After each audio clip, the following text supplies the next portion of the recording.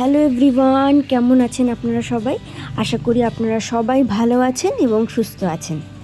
আমার আরেকটি নতুন ব্লগে আপনাদের সবাইকে স্বাগত। রোজকার দিনের মতন সকালটা শুরু হয় আমার ঠিক এরকমভাবে। ঘুম থেকে উঠেই ছেলেটাকে মুখ ঠুক ধুয়ে রেডি করি, আর ও ঠিক ওই কর্নারটায় চলে যায়। ওকে আমি কত ডাকছি, আয় বাবা আয় বাবা, ও কিছুতেই আসছে না। ওকে এখনও ওষুধ খাওয়ানোর আছে, ব্রেকফাস্ট করানোর আছে, ওকে আমি যতবার ডাকছি ও আসছে না। এই যে আমার হাতে এটা দেখতে পাচ্ছেন আপনারা, এটাই ওর হোমিওপ্যাথি ওষুধ। ডাক্তার ওকে সর্দির জন্য দিয়েছে, তো এই ওষুধটা খেতেও খুব ভালোবাসে। এটা ওকে দেখালেই ও ছুটে চলে আসে। এই যে দেখুন শুয়ে পড়েছে, আমি বললাম হাঁ করতে, আবার হাঁ করছে। ব্যাস, আর এক ফোঁটা লাস্টেরটাও নেবে না, ও উঠে গেল। তারপরে তো আমরা চলে এলাম রোজকারের মতন ওপরে। এসে তো প্রথমে আমি নিজের জন্য একটু চা বানিয়ে নিলাম। ওদিকে মা বাপি আগেই সকালবেলা চা খেয়ে নিয়েছে। আর আজকে আবার গৌরী রান্না করতে আসবে না, তাই রান্নাটা আমিই করব। সকালে তো এসে দেখলাম প্রথমে মা চালটা ভিজিয়ে রেখেছে আগে থেকেই, এবার আমি পুরো রান্নাটা করব। আসলে ছেলেটা ছোট তো, ও যখনই আমি রান্নাঘরে ঢুকি ও আমাকে রান্না করতেই দেয় না। যতই ওর দাদুর ভাই থাকুক, দিদি ভাই থাকুক, ও ওনাদের কাছে থাকতে চায় না। আমি রান্নাঘরে ঢুকলেই আমার কাছে চলে আসে। আলু সিদ্ধ, ডাল, ডিম ভাজা আর বেগুন ভাজা, এইসবই হবে। দেখি রাতে কী করা যায়, তবে দিনের বেলা এই খাবারই হবে। দুষ্টু করছিল, কোলে নিতে বাধ্য। এবার রান্না দেখবে, রান্না রান্না দেখবে তো। এই যে দেখলেন তো, বললাম না আমি, ও ঠিক আমার কোলে উঠে পড়েছে। এবার বাকি রান্নাগুলো ঝটপট আমি সেরে নিলাম। যেহেতু রান্নাবান্না আজকে অনেক কম আর অল্পই রান্না, তো সেই জন্য বেশিক্ষণ সময় লাগেনি। আমার এদিকে রান্না হয়ে গেছে, চলুন আপনাদের দেখিয়ে দিই।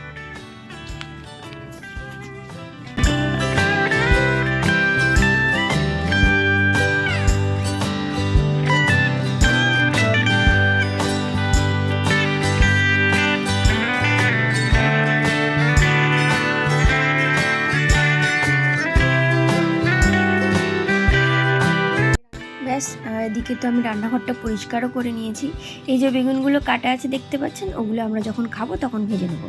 আর আগে থেকে দুটো ভেজে রেখেছি, কেন কি বাপি আগে অফিস যাবে, তো উনি আগে খেয়ে নেবেন, তাই জন্য দুটো আগে থেকে ভেজে।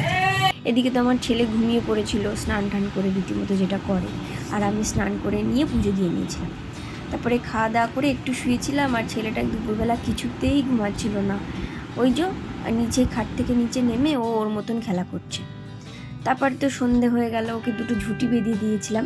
আপনারা অবশ্যই জানাবেন না ওকে কেমন লাগছে দুটো ঝুঁটি বেঁধে। দেখুন কেমন দুষ্টু হয়েছে, বারবার খাট থেকে নামার চেষ্টা করছে কিন্তু নামছে না। ওর বাবা ওকে নামা শিখিয়ে দিয়েছে খাট থেকে কীভাবে নামতে হয়। আর ওকে যখন আমরা ডাকি ও ঠিক এরকম করে নামে আর উঠে পড়ে, নামে আর উঠে পড়ে, কিছুতেই পুরোপুরি নামে না, কিন্তু হ্যাঁ ও নামতে শিখে গেছে। ছেলের বয়স আমার মাত্র 1 বছর, ও কিন্তু আরো অনেক কিছু শিখে গেছে। আপনাদেরকে একদিন দেখাবো। নো নো নো করো, নো নো নো করো, হাত দিয়ে no no no no no করো, no no no no. Papa বলো বানানা, পাপা বলো বানানা। ও এখন মুড নেই সব বলা। গেছি ওপরে, রান্না করতে হবে।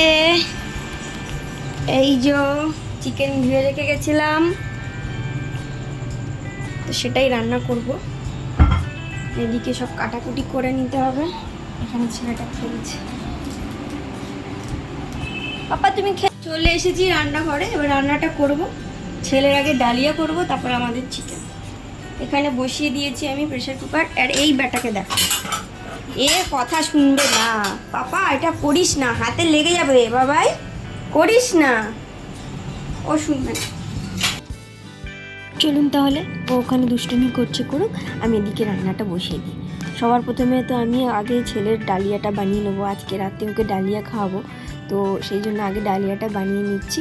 আর ডালিয়ার মধ্যে একটা আলু আর একটু ডাল আর একটু ডালিয়াটা দিয়ে একটা সিটি মারলেই হয়ে যাবে। আর বেশি কিছু দিয়ে করবো না, রাতের বেলা তো সবজি দিই না, ওর তো সেরকমভাবে হজম হয় না সেই জন্য।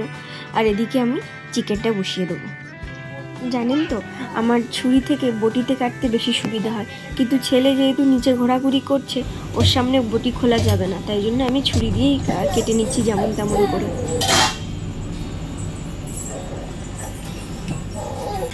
উঠে গেলে ঠিক করে হবে। আজকে না একটু অন্যরকমভাবে বানাচ্ছি, মানে যে মশলাগুলো আমি আগে দিয়ে কষাই সেগুলো না করে আমি পরে দিয়ে কষাচ্ছি। একটু অন্যরকমভাবে চেষ্টা করলাম। রোজই তো এই একই রকম চিকেন রান্না, ওতে আর কি মানে একই রকম স্বাদ হয়, ভালো লাগে না। তাই জন্য একটু অন্যরকম করলাম। প্রথমে আমি পেঁয়াজ আর রসুনটাকে দিয়ে একটু ভাজা ভাজা করে নিলাম, তারপরে এই যে চিকেনটা ঢেলে দিলাম, দিয়ে এবার এটাকেও হালকা করে ভাজতে থাকবো।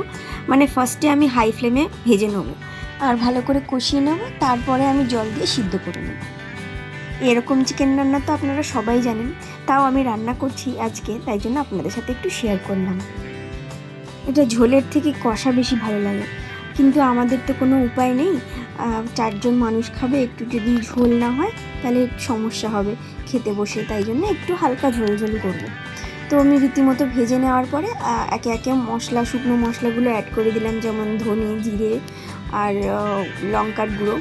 আমি কিন্তু এখনও হলুদ অ্যাড করিনি, সেটা আমি লাস্টে অ্যাড করবো। আমি এখন একটু আদাও দিলাম 2 চামচ মতন, আর টমেটো, ক্যাপসিকাম তো আগেই দিয়ে দিয়েছিলাম। এবারে আমি হলুদটা অ্যাড করে দিচ্ছি। এভাবে আপনারা অবশ্যই একবার চেষ্টা করে দেখবেন, আশা করছি আপনাদের সবার ভালো লাগবে। এই যে আমি এই মুহূর্তে গরম মশলাটাও দিয়ে দিলাম আর একটু ধনেপাতাও দিয়ে দিলাম, দিয়ে ভালো করে আরেকবার কষিয়ে নিয়ে হালকা জল ঢেলে দিলাম। জলটাকে আমি একটু গরম করে নিয়েছিলাম মাইক্রো ওভেনে, আর জলটা ঢেলে দেওয়ার পরে যখনই মশলাটা মানে ঝোলটা ফুটে উঠলো, আমি আবার ওর মধ্যে একটু ধনেপাতা ছড়িয়ে দিলাম। হ্যাঁ, গরম মশলাটা আমি আর অ্যাড করিনি, ওটা আমি যেহেতু আগে দিয়েছিলাম বলে আর অ্যাড করিনি। ব্যাস, তাহলে চিকেন রান্না আমার হয়ে গেল। চলুন তাহলে ডিনারটা সেরে ফেলি। আজ এতটুকুই থাক, আবার দেখা হবে আপনাদের সাথে পরবর্তী একটি ব্লগে। আপনারা ভালো সুস্থ থাকবেন। ধন্যবাদ।